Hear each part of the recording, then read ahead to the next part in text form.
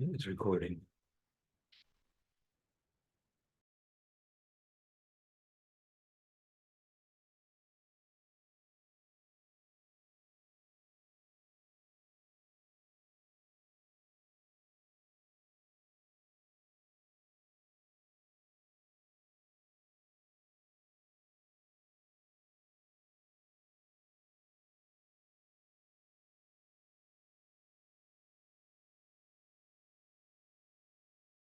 Descended to force the emancipation of the Jewish people, and they're leaving Egypt. But the topic I want to discuss with you has to do with revelation,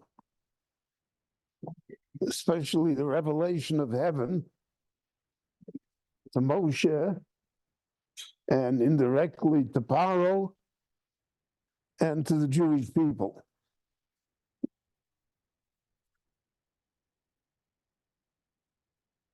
One of the great concepts in Judaism is that a person can be dovuk b'Hashem Yisborach. A person can have an attachment to heaven. A person can sense it. That's what we say in Tehillim. Gam ki elech b'geit Salmoves, lo yirah ki ata imadi. You were with me. So there are many times in life that we feel that a person is with us, even though physically, in actuality, they are not here at that moment. But nevertheless, since we are somehow emotionally attached to that person, so then the person is with us. Kaviyachol, one can achieve that regarding heaven as well. That's what is known in spiritual terms as dveikut, to be attached to the Ribono Shel Olam, and to feel ki ato imadi, you are with me.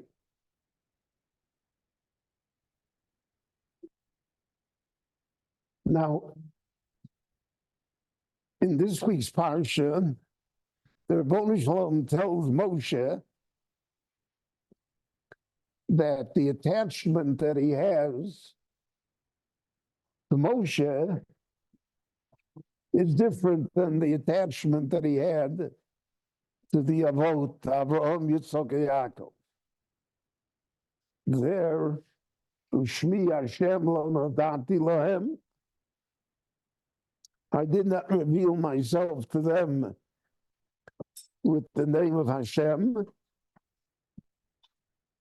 but to you, I am revealing myself with the Shem Hashem, which is a more intimate name, so to speak.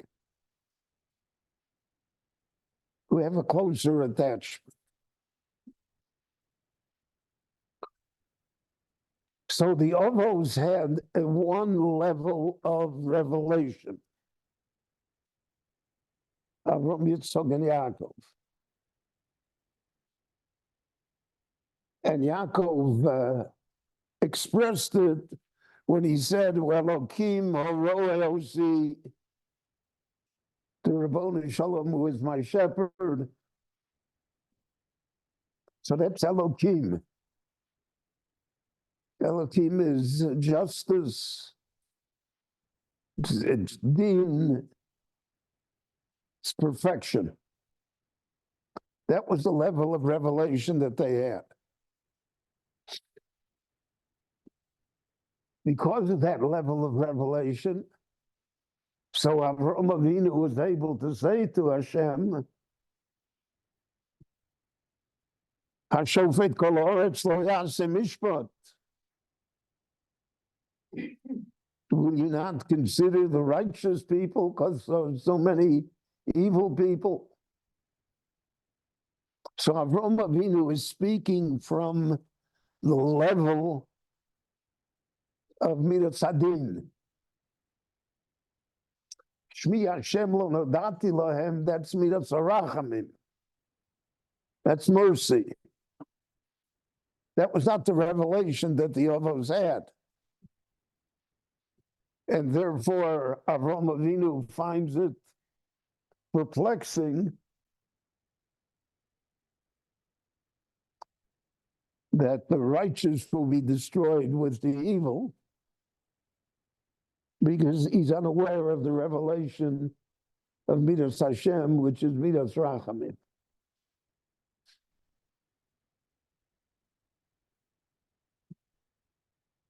Moshe Rabbeinu comes across by accident, so to speak,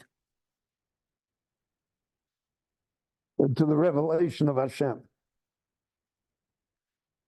Comes across in the story we read last week's Parsha of the bush that is burned and is not consumed. And Moshe is troubled by that, because the fire should consume it. That is Midas Hadin. Fire destroys. That fire should not destroy. That is an element of Midas Harachamim. That's an element of mercy, of overlooking things.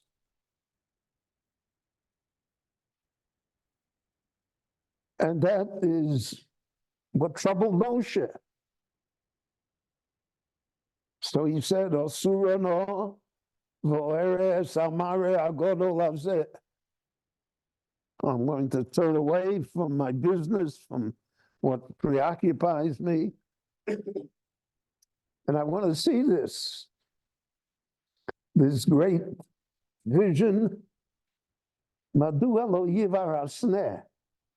How can it be that the sneh, the bush, is not consumed?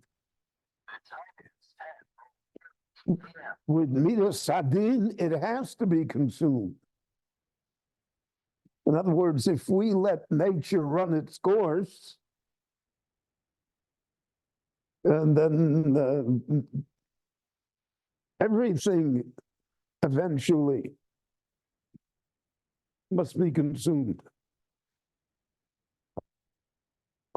So Moshe doesn't see that somehow now he is being approached with a different level of revelation. And that's what the Ribono Shel Olam tells him in this week's Parsha, that to the Avos, and Shmi Hashem lo nodati lahem. They are unaware of how that works. And therefore they have these questions.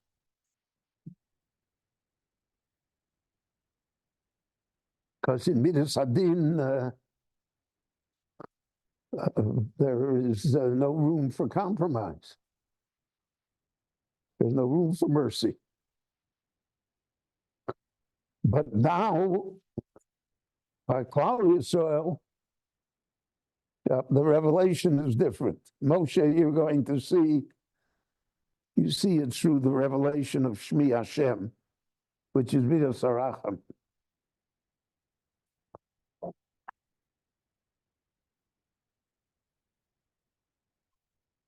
So the Ribono Shel Olam said, "V'acharechein don anochi," I will judge the Egyptians.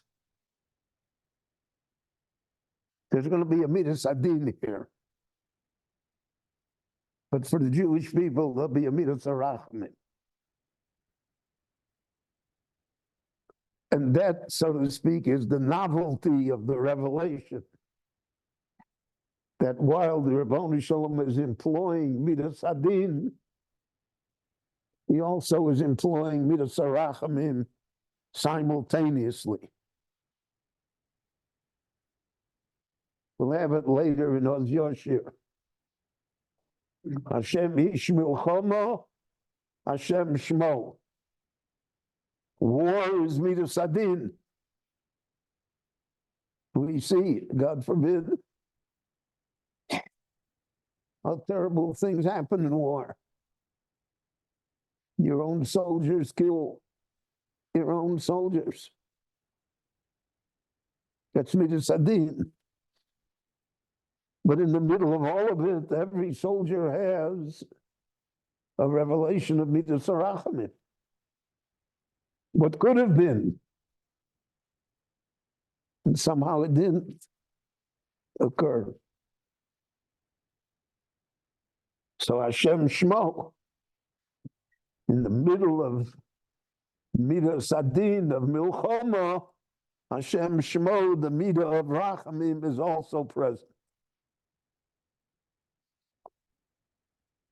And Moshe has to assimilate that. He has to understand that. And we'll see later in his career, so to speak, that that's the basis for Moshe saying the Yud Gimel Midos, 13 attributes, etc.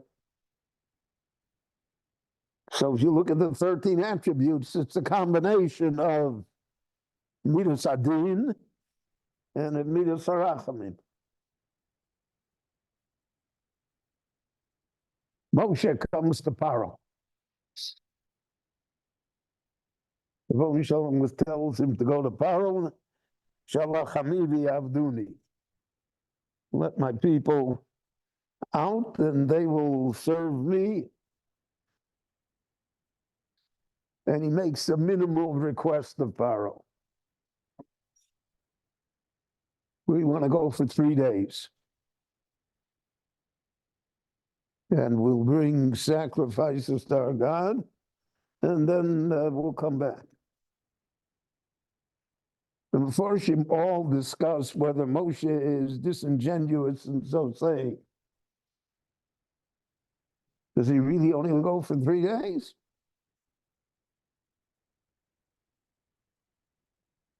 We say later that Pharaoh thought that Moshe only meant 3 days. Parshas B'Shalach, he says, they ran away, it's a week. They're not back yet.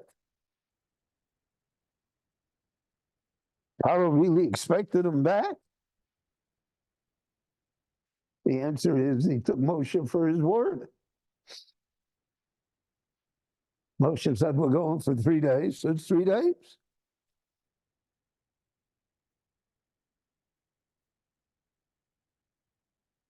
So in the revelation to Pharaoh, Pharaoh is the supreme representative of paganism in the ancient world. And of dictators. All dictators have the same fault. He is God. Now, in the pagan world, the gods were simply the same as human beings, except they were worse. The pagan gods were the most evil people in the world. That's how they were represented. They had all of the human vices. They were liars and cheats and murderers and philanderers, everything.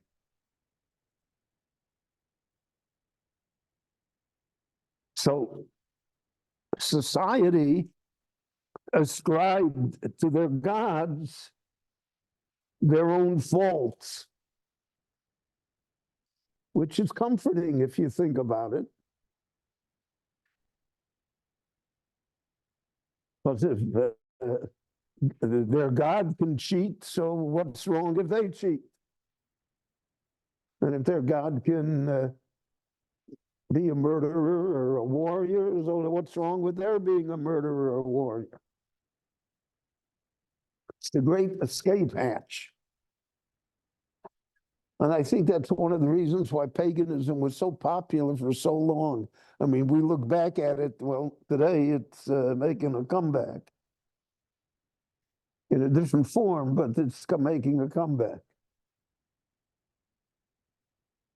But how could it be that intelligent people, the Greeks, the Romans, the Persians, you're not talking about the primitive cavemen.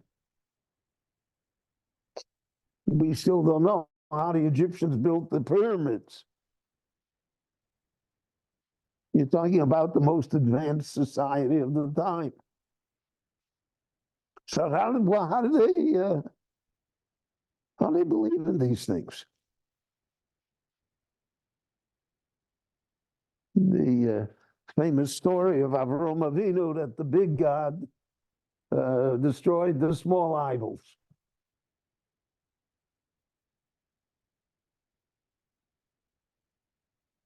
So how does Terach believe in that? The answer is that it's convenient. It's convenient to have a God that does not hold you to a standard that is in itself an evil representative of everything that's wrong with humankind. That's the great escape hatch. So there's no moral difficulty.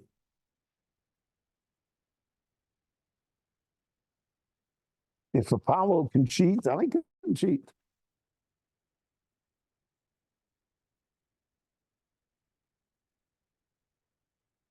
And I think that that's what Chazal meant.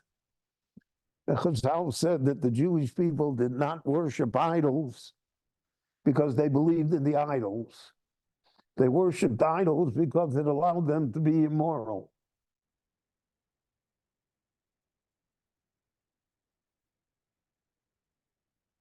What does it mean, allowed them to be immoral? The gods are immoral. They are cheating. They're stealing wives. So if the gods do that, so what's wrong if I do that? So people always looked for an escape hatch from morality. But many times the escape hatch is hatred of others, which is the fact that I'm more moral than you. So I have the right religion and you don't. I observe the religion better than you. So that allows me the leeway to do things. And that's the attraction of Avodah Zarah. That's the attraction of all of the false gods. So when Moshe comes to Pharaoh, in effect, he says, you know, it's immoral for you to enslave the Jewish people in the manner that you are so doing. So the Medrash says, we're all acquainted with it, the Medrash says that Pharaoh took out his book and he said, I'm looking up, I want to see if there's such a God that says that it's immoral for me to do this. And he says, when I look at all the gods are doing this. So what are you talking about, Moshe?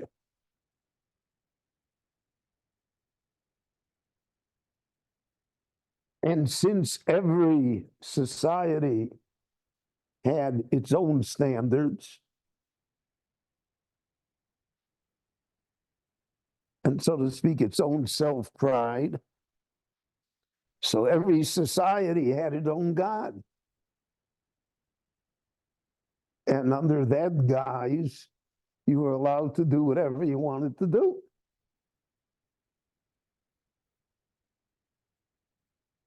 So Pharaoh says, Mi Hashem, what kind of God what are you talking to me about? Why should I listen to him? It has nothing to do with me. Now, in Moshe's representation to Pharaoh, Moshe says that God is the God of the Hebrews. Elohei Ivrim. Why does he say that? He should say it's Elokei Shamayim V'Oretz. Not the God of the Jews, the God of everything. But Moshe was of the opinion that Pharaoh would be unable to grasp that. Because if you say he's the God of everything, so that closes all of your escape hatches.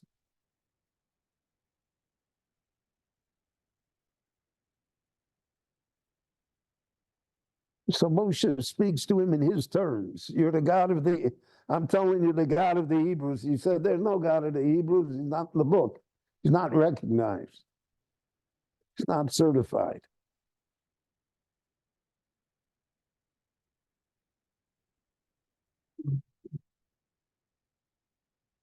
Now, in the Torah, there's a word here. Hashem Elokeinu Ivrim Nikra Eli. The word Nikra, as it appears here and in other psukim, is spelled differently. In one pasuk, it is Nun Kuf Reish Hey. That means at random, a happenstance. I happened to meet him on the road. That's how Pharaoh looks at it. That's what Chazal say about Bilam. By Bilam, everything is a mikra. It's a happenstance. It happened. The other pasuk, Moshe says, Nikra Eleinu, he called unto us with an aleph. So it's not an accident. God is calling unto us. That's what the Jewish understanding of what Moshe was saying. Moshe is telling them, you're embarking here on a journey that is endless. God is calling unto you. That's the Shmi Hashem lo nodati lahem. Once you have Hashem, then you're going forever. So it's Nikro Eleinu with an aleph. It's calling unto us. And that's really the message that Pharaoh doesn't get. The whole, it's we're going to have 7 makos in this week's Parsha, another 3 makos in next week's Parsha, and then you're going to have Yam Suf. I mean, what does it take for him to get it? Well, you look at the world and you see that it doesn't take much.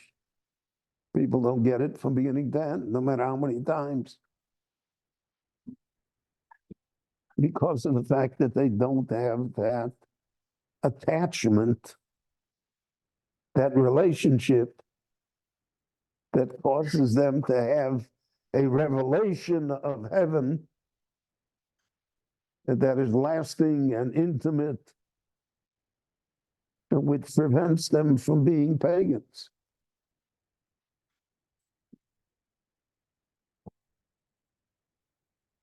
So all of this is preparatory to the fact that their Rebbeinu Shalom is going to give them the Torah.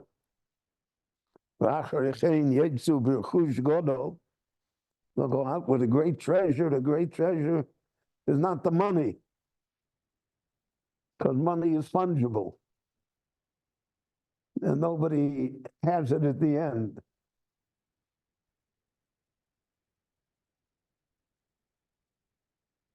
The great treasure is Torah.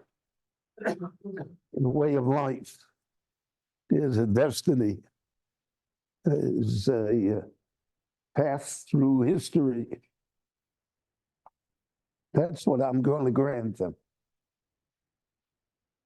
And that takes a special type of revelation. But that revelation has to remain constant.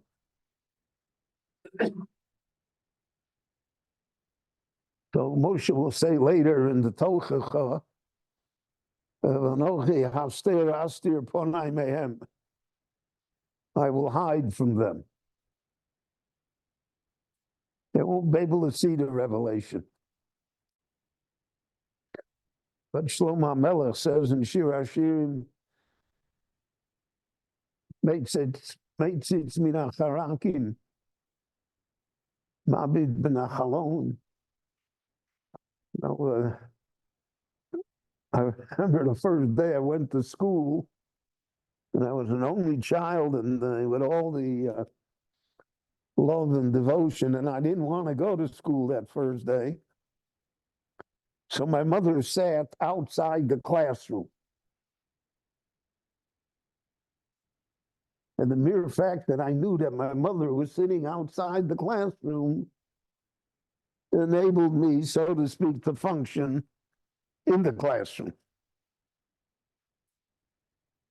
And that's the idea of Meitzitz min hacharakim. Even when the Ribono Shalom is hidden from us, we know he's looking at us.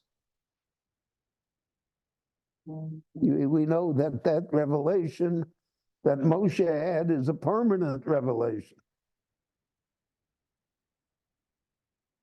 So that therefore we have the strength and ability to continue to function, to go on, in spite of all of the odds against it. So Moshe is trying to explain all of this to Pharaoh. And he's trying to explain all of this to the Jewish people. Pharaoh doesn't understand it. A majority of the Jewish people don't understand it. It's a lonely task that Moshe has. Yiddish, they used to say, talking to the wall, right? You can't get a response. They don't know what you're talking about.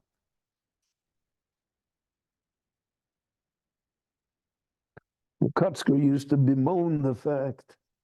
He used to say that the Chassidim come, I want them to see heaven, and they want that I should pray that their cow should give more milk. So we're at cross purposes. The whole greatness of Moshe will be that eventually the Jewish people understand what he's talking about. Does the rest of the world understand ever? Hard to know, until the Messianic era will be upon us. The rest of the world doesn't see anything. So the bush burns, they don't care, let it burn. It's not speaking to me.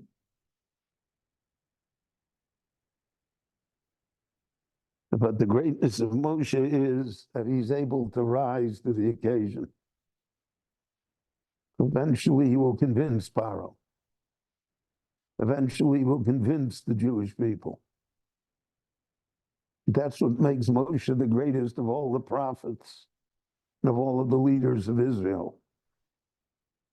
Because eventually the revelation that he had will become the revelation of every Jew throughout all the ages.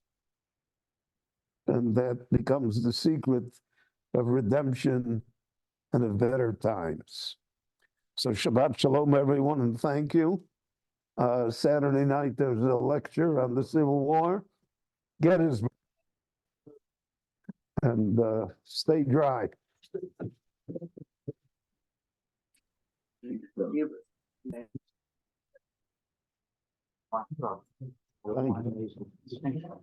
between multiple channels and duality. But happens before